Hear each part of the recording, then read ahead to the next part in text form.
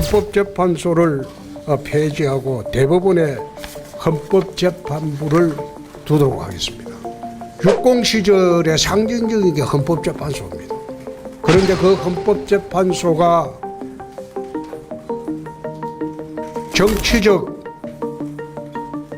중립을 지키지 못하고 헌법재판소 자체가 정치적 사법기관으로 전락을 해버렸습니다. 대통령 보궐선거라는 게 없어지는 겁니다. 헌법재판소를 폐지하고 대법원에 헌법재판부를 두도록 하겠습니다. 육공 시절의 상징적인 게 헌법재판소입니다. 그런데 그 헌법재판소가 정치적 중립을 지키지 못하고 헌법재판소 자체가 정치적 사법기관으로 전락을 해버렸습니다. 임명 절차를 보면 국회 3명, 대통령 3명, 대법원장 3명, 국회 3명 중에서 여야 1명, 또 여야 합의로 1명, 이런 식으로 하다 보니까 이게 정치적 사법기관으로 전락을 했기 때문에 더 이상 이런 독일식 헌법재판소는 존치를 하기 어렵습니다. 그래서 미국식으로 대법원에 헌법재판부를 두면 됩니다. 이번처럼 탄핵이나 정당 해산 같은 경우에는 전원재판부로 돌리고 나머지는 사인으로 구성된 헌법재판부에서 헌법재판을 하면 됩니다. 그렇게 해서 중립적인 대법원 판사들로 하여금 헌법을 담당하게 하는 것이 맞다는 생각입니다. 선거관리위원회는 너무도 말썽이 많아서 대수술을 하도록 하겠습니다. 대통령은 청와대로 복귀해야 됩니다. 청와대는 국격의 상징이고 나라의 상징입니다. 저는 윤 대통령께서 청와대를 나와서 용산에 갈 때 참 저것은 잘못하는 일이다. 대통령 5년 단임제 대통령이 나라의 상징인 청와대를 이리저리 옮기고 청와대에 나와서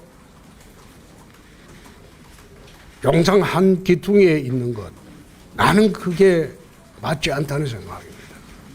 대통령의 권위뿐만 아니라 국격도 무너지는 그런 상황입니다. 미국 대통령이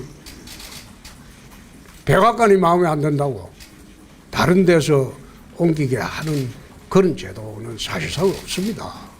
그래서 국격의 상징인 청와대는 다시 정비를 해야 될 것으로 봅니다.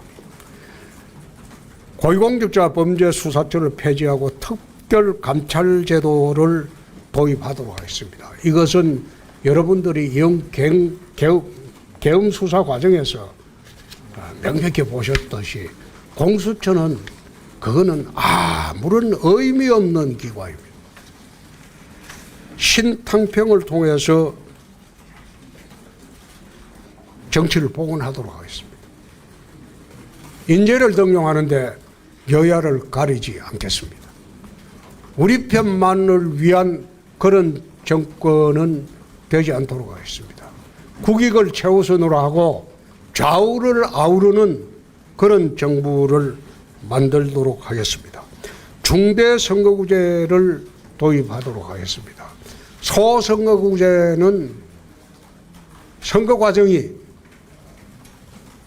전쟁 상황으로 벌어지기 때문에 선거 끝난 후에도 여야가 봉합되기가 어렵습니다. 그리고